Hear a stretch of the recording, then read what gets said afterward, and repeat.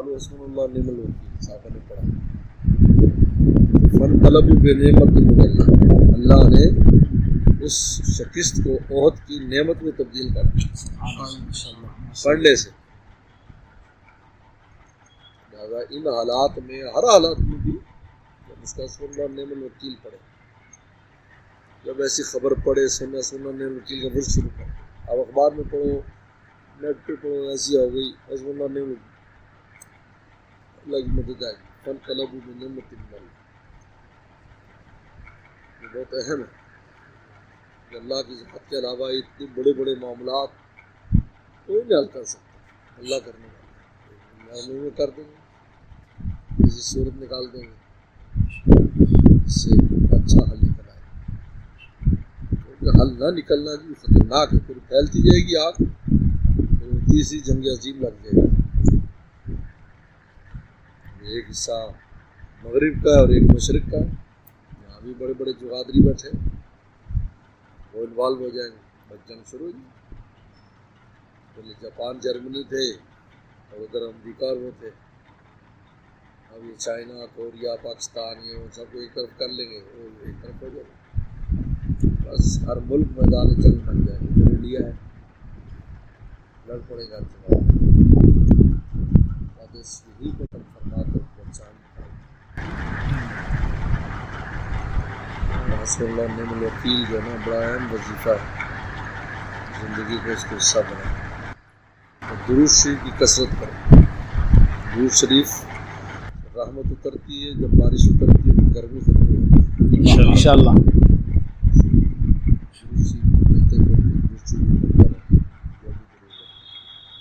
اس سے جو ہوگا کہ نزول رحمت،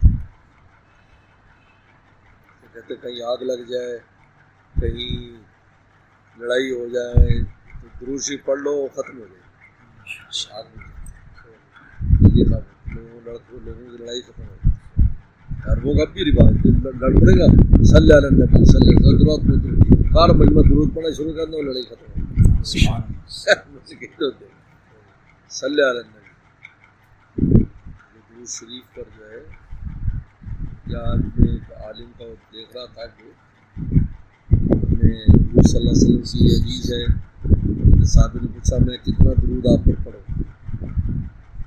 میں وقت کا چوتھائی پڑھ لوں، میں اور بڑھاؤ، کا تہائی پڑھ لوں کہ اور بڑھاؤ، کا آدھا پڑھ لوں کہ اور بڑھاؤ، کا پونے وقت میں پڑھ لوں کہ اور بڑھاؤ۔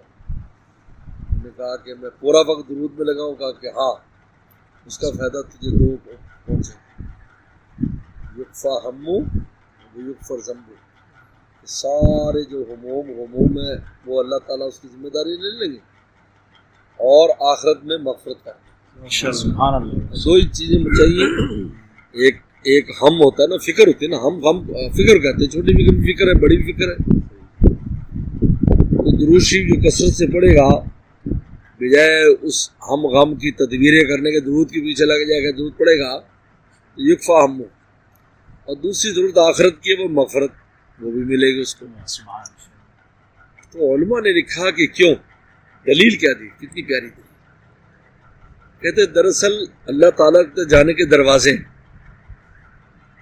نماز پڑھنے بھی دروازہ ہے، روزہ زکوٰۃ وغیرہ، دعا بھی ایک دروازہ ہے جس ہم اپنی ضرورت اللہ کے یہاں پیش کرتے ہیں۔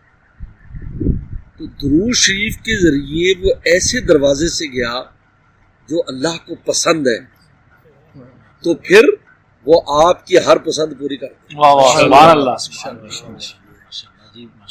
تو آپ ان کے پسندیدہ دروازے سے گئے،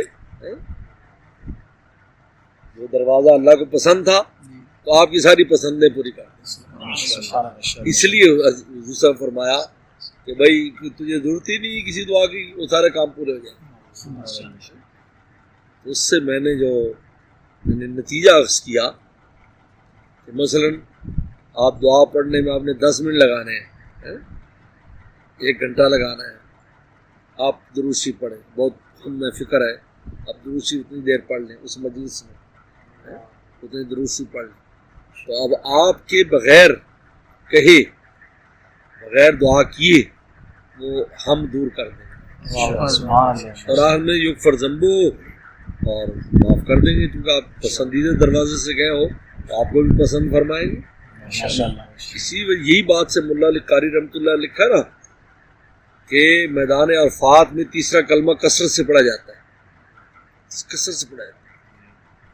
کسی نے ان سے سوال کیا کہ بھائی وہ تو مانگنے کی جگہ ہے تو دعاؤں کی کثرت ہونی چاہیے، تو یہ تیسرے کلمے کی کثرت شمار کی گئی، پڑھتے رہو، تیسرا کلمہ زیادہ سے زیادہ پڑھو، دعا بھی کرو لیکن تیسرے کلمے زیادہ پڑھو۔ تو یہ بڑی خوبصورت بات ملا علی قاری نے فرمائی۔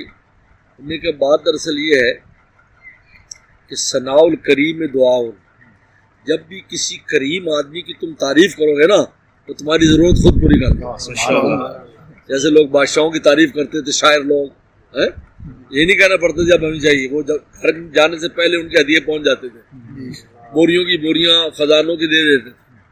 تو ثناء الکریم میں دعا ہو تو کریم کی ثنا ہی دعا ہے۔ اس نے فرمایا بھی خاص جگہ ہے لہٰذا اللہ کی تعریف کرتے رہو۔ اور میں نے ایک عرب کو دیکھا، ایک بڈھا عرب تھا، کوئی 70 سال عمر ہو گئی، ہمارے خیمے کے ساتھ والے خیمے میں، ہمارے خیمے کے بعد وہ کھلی جگہ بیٹھ کر جناب وہ زور سے شروع ہوا جی بابا جی اللہ الا وحدہ لا شریک لہ، تیسرا کلمہ۔ اس کا بیٹا آیا، اس نے کہا کہ عربی میں، اسے کہا میں پاس بیٹھا تھا، ابا جی وہ دعا کریں دعا کریں، لا لا لا فقط حاضر کلمہ، فقط مغرب تک پڑھتا رہا، کچھ نہیں کیا، کھڑا ہو جاتا بیٹھ جاتا لیکن کلمہ ہی پڑھتا رہا، کوئی دعا مانگ رہا ہے کبھی کلمہ پڑھ رہے ہیں کچھ ہے۔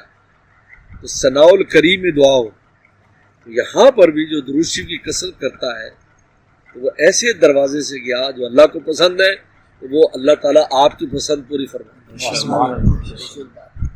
حاضر زمانے میں اس وقت جو حالات چل رہے، دو چیزیں، حسب اللہ نعم الوکیل اور دوسرا درود شریف، چلتے پھرتے نصیب پڑھو۔ اس سے انشاءاللہ ہمارے انفرادی، اجتماعی اور پورا عالمی جو معاملات چل رہے ہیں، عالمی مسئلہ ہے، اس لیے چھوٹا نہیں، ہر ایک کے گھر کے دروازے پر پہنچا ہوا۔ ایران کو ہم سے دور ہے، ساتھ وہاں اگر میزائل گر رہے ہیں اور پھر آ رہے ہیں تو یہاں ہم پہنچنے میں دیر لگی، لیکن ادھر یہ بدماش ہمارے ساتھ ہندوستان بیٹھا ہے، وہ ان کی شہد ہے وہ یہاں سے پھینکیں گے۔ مارکیٹ بھی پڑ گئی ہے جی جی، اس میں آتا ہے کہ فرض نماز کے بعد دعا ایسے قبول ہوتی جیسے جوف اللیل، رات کے وسط میں قبول ہوتی ہے۔ یہ فرض نماز کا جو بھی مختصر چاہے کرے لیکن پورے دھیان سے کرے، توجہ سے، اس کا بہت فائدہ ہوتا ہے۔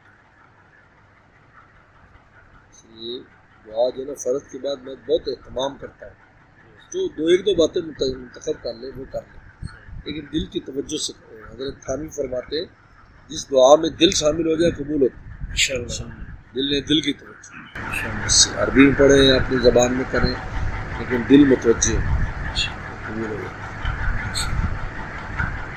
فرض نماز کے بعد تو بہت اہم ہے، یہ ان مواقع میں سے ہے، قبولیت کے مواقع میں سے فرض نماز کے بعد